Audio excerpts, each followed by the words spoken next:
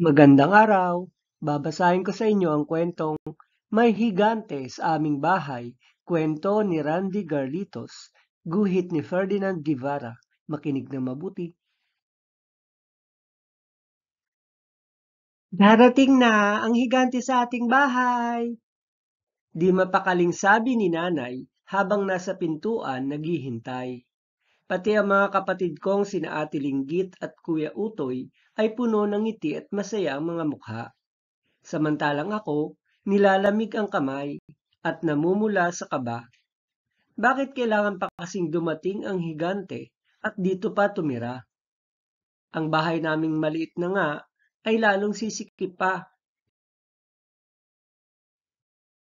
Dumating ang higante sa aming bahay ng hapong ding iyon. Dala-dala niya ang malaki niyang bag at maraming kahon.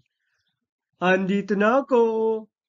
Ang kaniyang bulahaw na parang kaboses ng isang kalabaw. Naku, nariyan na siya! Sabi ni nanay, kasunod ang mga kapatid kong di na makapaghintay. Pagpasok niya ay dinig ko ang kaniyang paglakad. Bawat pag-apak ay mabigat at pakaladkad. Pagkatapos, ang higante ay sumalampak sa sala, yakap-yakap ang aking ate at kuya. Habang ako'y nagtatago sa likod bahay, pasilip-silip sa bintana at nagbabantay. Binuksan ng higante ang malalaking kahon na akala ko'y puno ng mga sandata at kanyon. Iyon pala, ang laman ay mga pasalubong. Para ito sa magandang silinggit. Hawak ng higante ang manikang may magarang damit at may bahay-bahayang may maliliit na gamit. Para kay Utoy na sobrang likot, sabay labas ng isang malaking robot na naglalakad at nagsasalita pa. At nasa naman ang aking bunso? Habang nakatingin siya kung saan ako ay nagtatago. Gusto ko sanang kunin ang hawak niyang eroplano. Ikaw, Matmat, di ka ba magpapasalamat? Sabi ni nanay sa akin habang itinutulak ako papalapit sa higanteng gusto akong yakapin. Salamat po! Ang tanging nasabi ko dahil sa higpit ng yakap ng higanteng sinlakas ng oso. Pagkatapos, agad akong kumaripas ng takbo pabalik sa nanay ko. Parang nahawakan ng multo itong bunso ko. Sabay tawa ng higanteng parang kumakahol na asong mataba. Ngunit bakit ba talaga ako natatakot sa kaniya?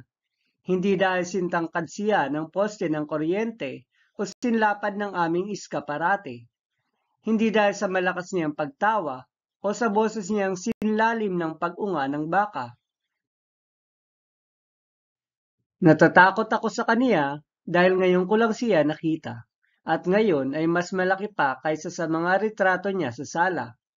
Sabi ni nanay sa akin, galing daw kasi siya sa ibang bansa. Nagtrabaho siya roon ng maraming taon, kaya di ko siya gaanong kilala. Pero huwag kang mag-alala. Lagi mo na siyang makikita at makakasama dito sa bahay kapag ako'y nasa trabaho at ang mga kapatid mo ay may pasok sa eskwela. Naku, maiiwan ako ritong kasama siya. Ano kaya ang mangyayari sa aming dalawa? Hindi kaya ako ay kaniyang ibalibag ng buong lakas? O i-dribble na parang basketball?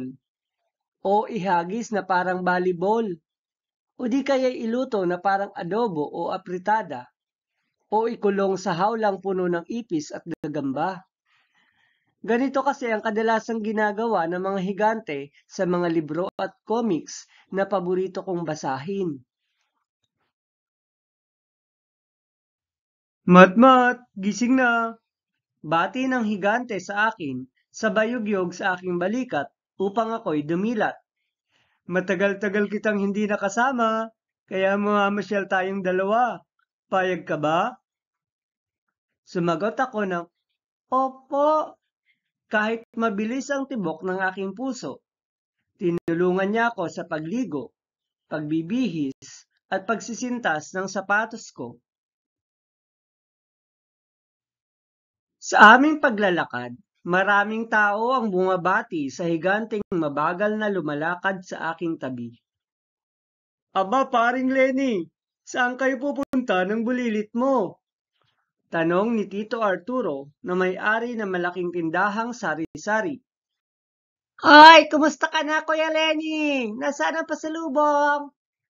Kantsaw ni Tita Meli habang nag-iihaw ng rellenong bangus at barbecue na ititinda mamayang gabi.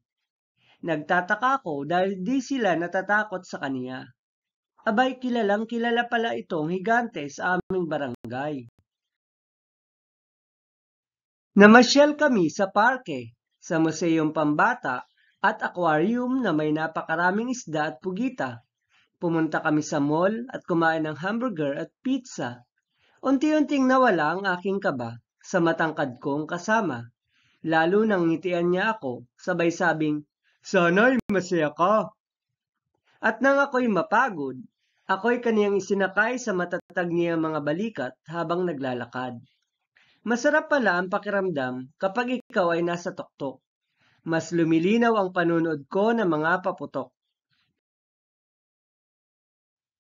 At nang sa wakas ako'y inantok at nagsimulang humikab, isinandal niya ang ulo ko sa tiyan niyang malapad at naramdaman ko sa aking noo ang mainit niyang palad.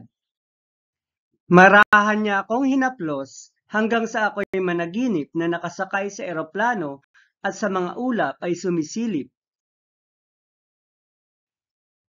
Ngayon, alam ko na kung bakit itong sina Nanay, Ate Linggit at Kuya Utoy ay malapit ang loob sa higanteng ito sa aming bahay.